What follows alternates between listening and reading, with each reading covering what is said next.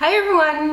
Welcome back! I wanted to walk you through some kit favorites and fails for me today. I've been back into doing makeup professionally again for almost a half year now, I think, since I really started getting back on track with it. And I've updated my kit. I still need to do a video about it, I know, but I'm still adjusting some stuff, making some final changes, and I think then I'll feel comfortable to share everything with you. But consider this a tiny sneak peek, because all of the products that I'm mentioning today are either in my kit right now or have been in my kit, so you know what I work with. So I think I'm just gonna do it mixed together, just fails, favorites through each other, just so to keep it a bit dimensional, to keep it a bit dynamic, to keep it a bit spicy, and not to be all hyped up and then pessimistic, you know? So we're gonna go for it. I'm just gonna grab the first thing that I'm just gonna do it blindly. Okay, so the first thing I grabbed is a fail, and I actually don't have just one. I think I have about 12 of these, which is sad. It really is, because I had so many high hopes. No, this doesn't go here. Yeah. These are cream shadow sticks by KIKO. They are the long-lasting eyeshadow stick. I have them in all kinds of colors. I have them in the more neutral colors. I have them in a couple of vibrant colors. There's only one so far that I think worked out nicely for me, and that's 58, the lilac one. And the rest has just been a major disappointment to me. These promise 8 hours no transfer. And some of the colors are nice and warm. Like, they look to be nice and warm. Like, this looks like a very nice bronzy color, but it's actually cool toned. What I think they do is they blend out super muddy on the lid, and blending a shadow over top just causes everything to crease. I haven't found a way to make these work for me. In swatching they seem fine. Yeah. Also the ones with like heftier glitter in them, like this 07, which looked like a really nice highlighting color. I almost dropped it, sorry. Yeah, you can just see how chunky the top is, how chafed off it is. The glitter in it is just really chunky and streaky. I am really disappointed in this, and like I said, I got about like 1, 2, 3, 4, 5, 6, 7, 8, 9. These are not all. I just have, oh, there's one more here that hit for me. I have 10 of these. Yes, I bought them on sale, but I think this is super wasteful. So I am going to see if I can give these to someone who actually really enjoys these, who doesn't need to blend them with other shadows, or who maybe has another use for this. Yeah, it's just, this is not for me at all, which is a shame. Okay, so next I think I'm going in with something positive. And it's also a couple of products. I just dropped something. That's not good. Come on. Jesus Christ. Oh my god. I am a literal grandma. Okay, so the thing I actually wanted to show you. These are all still dirty because I used them recently. These are all from the ZOEVA Luxe Face set. These are makeup brushes. I have a sheer cheek, I have a luxe highlight, I have a concealer buffer, and I have a petite stippling. These are 4 of my favorites from the set and from my brushes in general. I really like this highlighting one for a precise placement of blush. I don't really use it for highlighter actually. The Luxe Sheer Cheek is my favorite for bronzer. You might have seen me use that one on myself too. I use this in my kit all the time. Concealer buffer, it's a concealing buffer brush. It's perfect. I've used this for years on myself and also in my kit. And this petite stippling one is really nice for sheer based products. So I really like this for blending out foundations, for blending in concealers with foundations, also for cream products. But I mainly use this for base products. I think these do so well. These are also all cruelty-free vegan. I think they perform really well, and especially for their price point, they are so worth it, because I think one of these sets contains like 10 brushes, and I think you pay 75 bucks for it, which I think is, for pro brushes, that's not even slightly expensive. So I am really glad that I got it. I got 2 of these sets for my kit because I use a lot of brushes. So yeah, I am really excited to have more of these, so I don't have to, you know, do multiple cleans in between when I have more clients, which always saves up time. And as you can see, I also have in my own little stash, I have a couple of them too. You see the luxury chick here. I really need to wash my brushes, please don't come for me. I also have like eye brushes by them, and a concealer buffer again here that I use for myself. So these are a staple. They have been a staple for me in my personal collection for a long time, but I also use this in my pro collection. I love it. Okay, next I am going in with something maybe controversial. You all know that Charlotte Tilbury is one of my favorite, if not my favorite brand for my kit, but I have a product that just really doesn't work for me. And it is the Lip Cheat in Kiss and Tell, which is their most basic red lip liner. I think I have 4 lip liners by Charlotte Tilbury in my kit at the moment. I have the Pillow Talk one, I think I have the medium Pillow Talk one. I have one that is slightly more purplish, and I have this one. Just I have a variety of lip liners to use on my clients. But this one stood out to me because I really don't like it. I think this one, as opposed to all of the other ones that I use from Charlotte Tilbury, just is really bleedy. Like, it's a pretty color and it's solid and it's really nice, but it's bleeding. As soon as I apply a lip liner, doesn't matter if I do it underneath lipstick, over top of lipstick, matte lipstick, creamy lipstick, it doesn't matter. It always starts bleeding on the edges. And I don't have that problem with any of the other Charlotte Tilbury lip liners, just with this one. So I don't know if I have a faulty one, or that it's just this formula because it's a red, I don't know, but this one just really doesn't work for me. Which is very unfortunate because they are pricey, and I'm really, you know, excited about all of the other products that Charlotte Tilbury makes that I use, but this one just really did not live up to its expectations. So yeah, I'm gonna keep it around, see if I can get it to work anyway, and otherwise this is gonna, you know, gonna go to a new home. I'm just gonna, you know, clean it all up and move it on to a new home. Okay, next one. Let's go with another favorite, which is always good. We're going to go with an actual makeup favorite. You see this little tiny thing and you think, what the hell is this? This is my little NUDESTIX palette. This is actually a view set palette, which I depotted my NUDESTIX into. You know, they always look like this. So they have like the brush on the other end and then the product in a twisty uppy kind of stick. What I did is I just scraped it off all into a little palette that I depotted them in, and I used these with a spatula onto a palette, a mixing palette, and I used these as a base for products on top. So that made no sense. I used this as a base for powder products on top. So my most used colors are definitely the Bondi Bay. Bondi Bay is almost gone in this palette. That's a nice universal bronze color. I think these work really nicely from a shade range from fair, like my kind of fair, to like a medium tan. I'd say to about like a, yeah, I'd say if I had to refer to it in Bobbi Brown foundation shade, because that's my only reference point still drilled into my head, that I would go until like a honey with that. Maybe a natural tan, and then I would switch to a darker one. I also have a darker one on top there. I have 2 bronzing colors, I have 2 blush colors, and I have 2 highlights. Yeah, and this is just a really nice product to work with. Blends in with the base very nicely, just for some added color if you don't want to accentuate any powder, or if you just want to really keep a creamy, light, really glowy base. This is perfect, and I don't think I've come across any cream products that work as well for me as the NUDESTIX one. And I also really like to use them on myself, but I don't use them a lot on myself because it's a hassle with, you know, depotting and whatever. And I have other cream products that I can use, but in my kit it's a staple for me, it's a go-to. Okay, next. I think this might be the last product that I don't like. Is that right? Yeah, I think it's right. So all uphill from here. This is the NYX Proof It Waterproof Eyeshadow Primer. Eyeshadow Primer. The NYX Proof It Waterproof Eyeshadow Primer.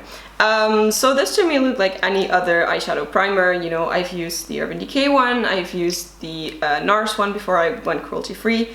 I have seen a lot of them, I felt a lot of them, so I thought this would be similar. It's not. The thing with this to me is it doesn't blend on the lid smoothly. So onto skin it doesn't blend at all. It just stays on there like a little film.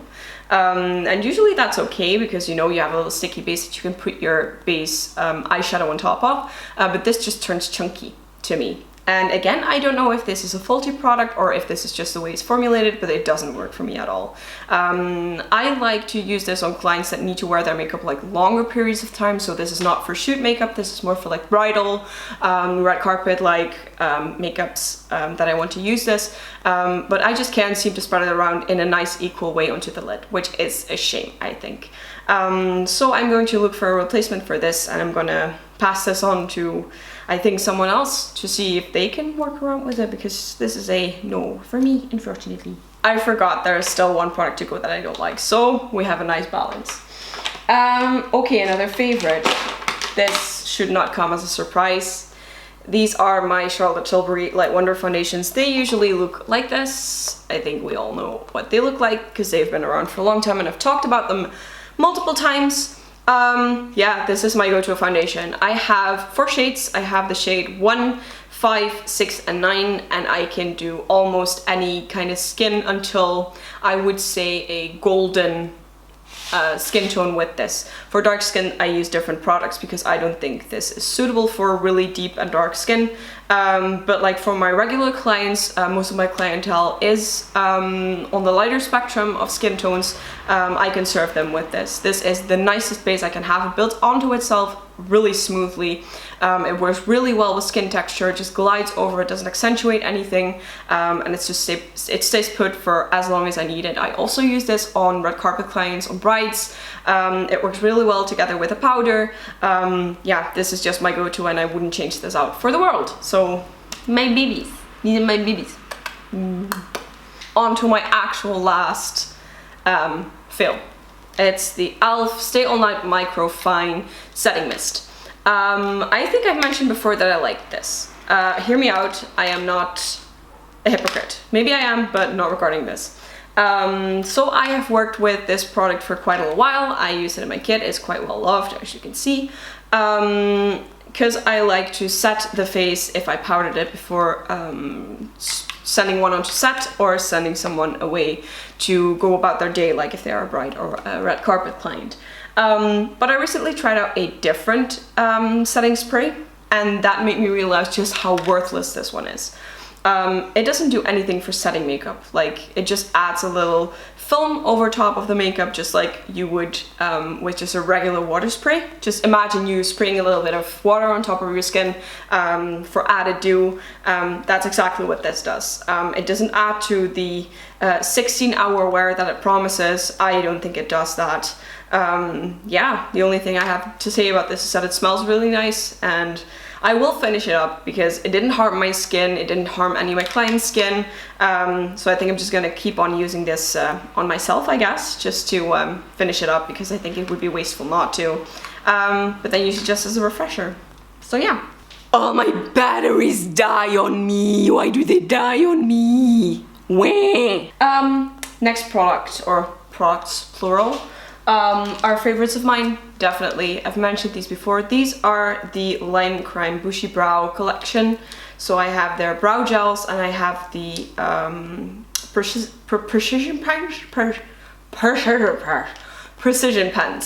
I have the precision pens in the colors Baby Brown and Dirty Blonde, and I have the Stronghold gels in the colors again Dirty Blonde, Baby Brown, and I have the clear one.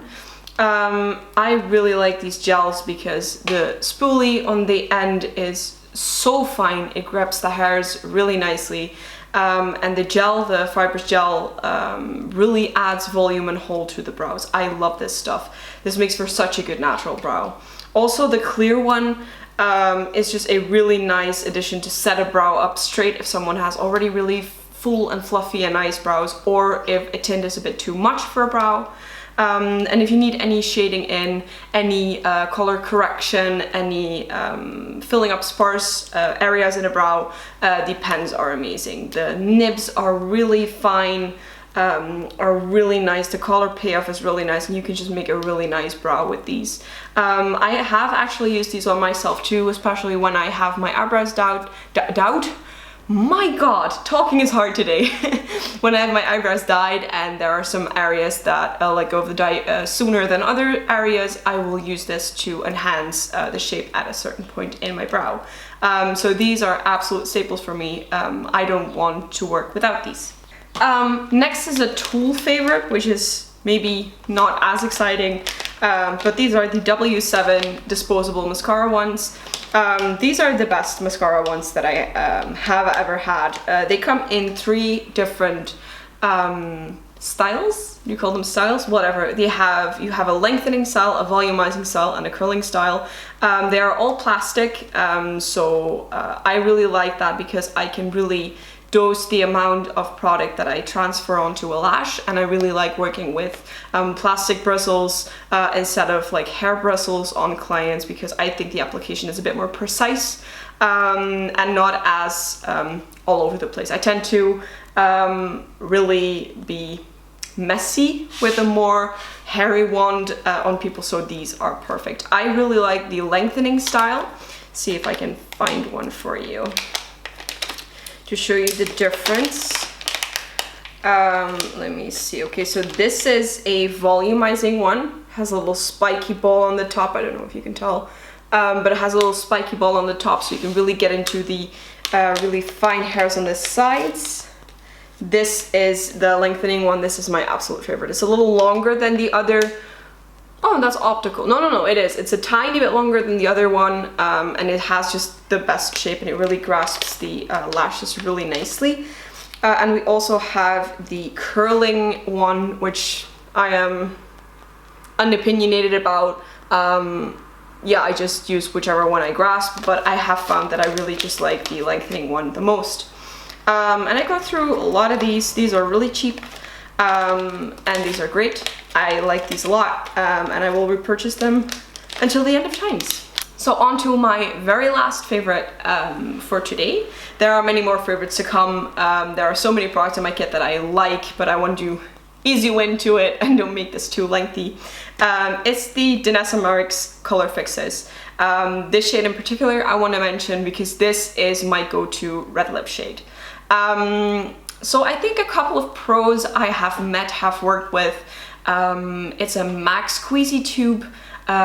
It's a lip paint or a lip tar. I don't remember what it's called. The shade name is Crimson. It's a very famous one.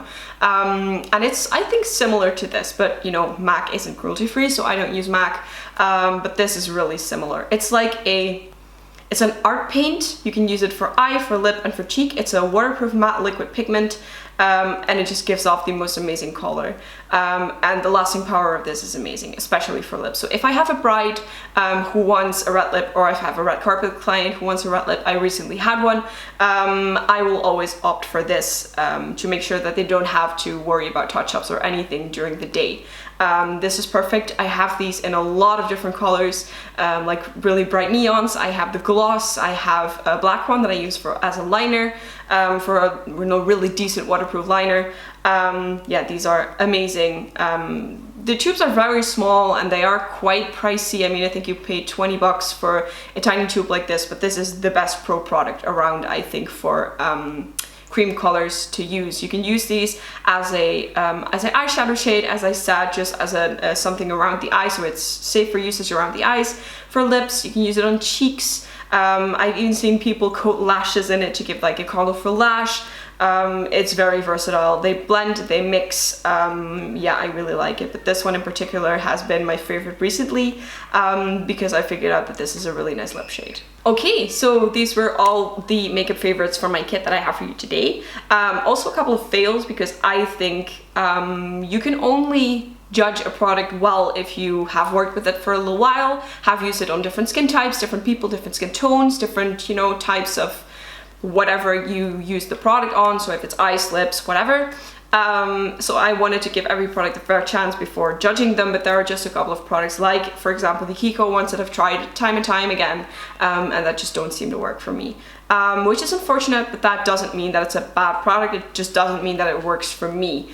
So I am really curious to hear from you if you have any different experiences with these products, or if you have any recommendations, maybe something that you have in your kit if you are a pro makeup artist too, that I should really try. Yeah, so I think that's all for today. If you like these kind of videos, please give this video a like so I know that I can make more of these for you. I had a lot of fun doing this. I always like to talk from my experiences, because these are the kinds of videos that I like to watch myself too, because I think they are so useful for me as a professional. But I just also like to, you know, sneak around in people's makeup bags and stuff. And that brings me to my next point. I will bring out my pro makeup bag video soon, because I think we are close to its definitive form. So I think I am comfortable showing it to you. So that's it for this video. I hope you enjoyed it. Yeah, and I hope to see you guys all really soon again. Bye!